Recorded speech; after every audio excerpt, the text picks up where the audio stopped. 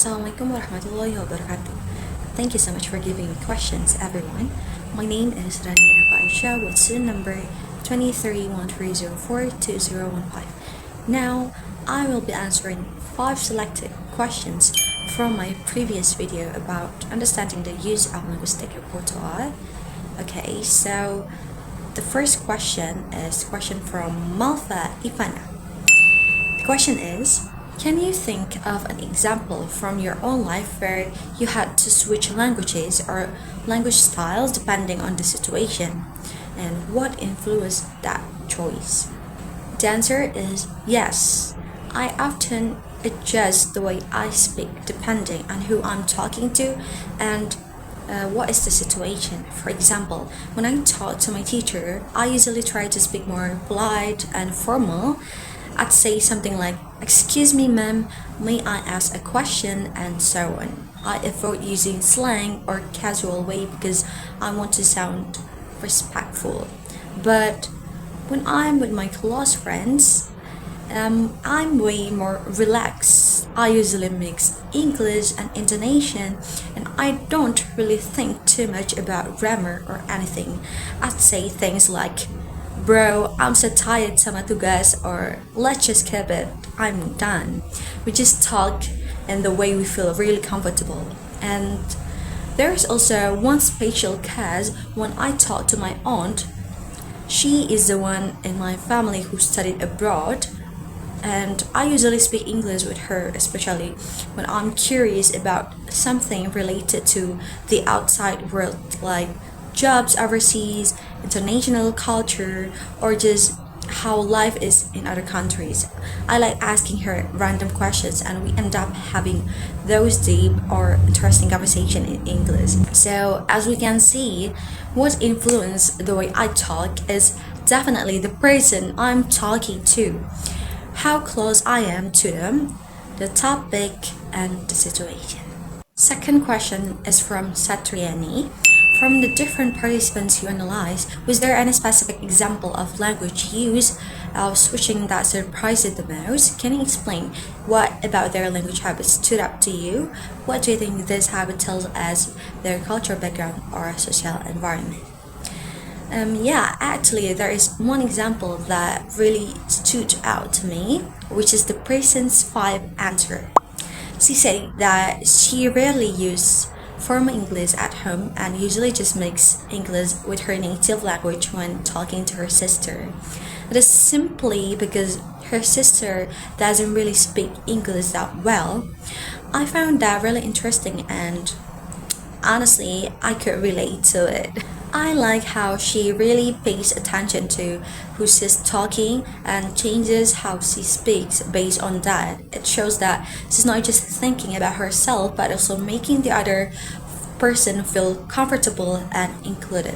I think that kind of habit shows that her family environment is chill and flexible, and shows that language is more about connection than about being correct. Third question from Dinda Nafi.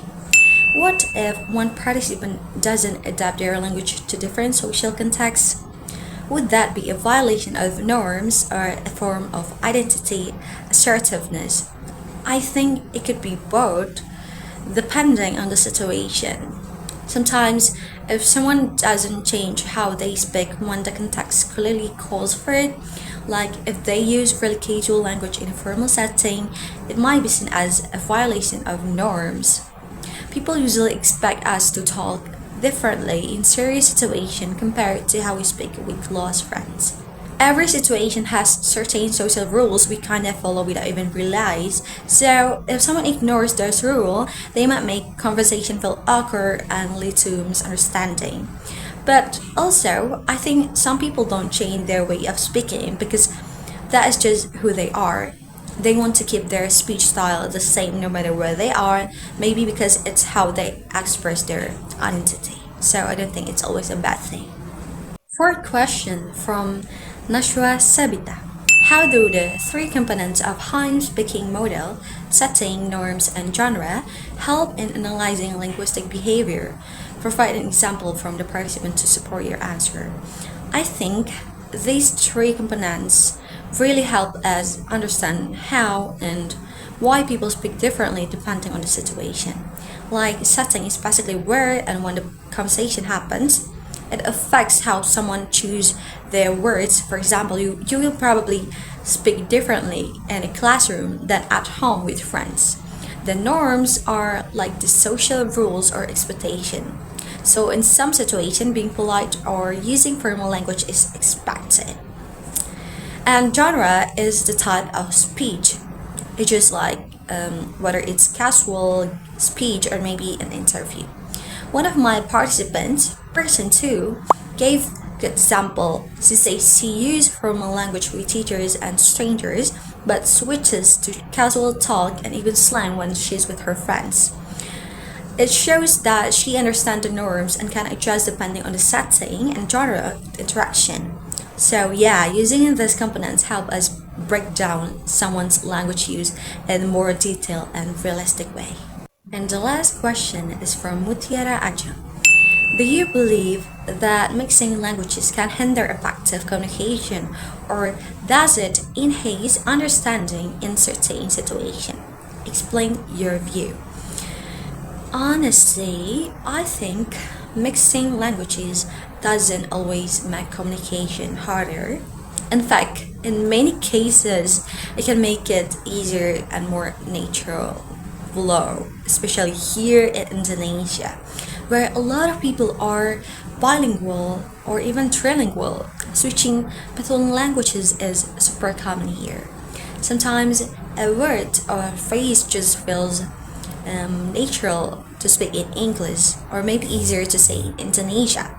One participant of us, person 4, said that she mixes English and Indonesian at work because it's easier to express that in certain languages.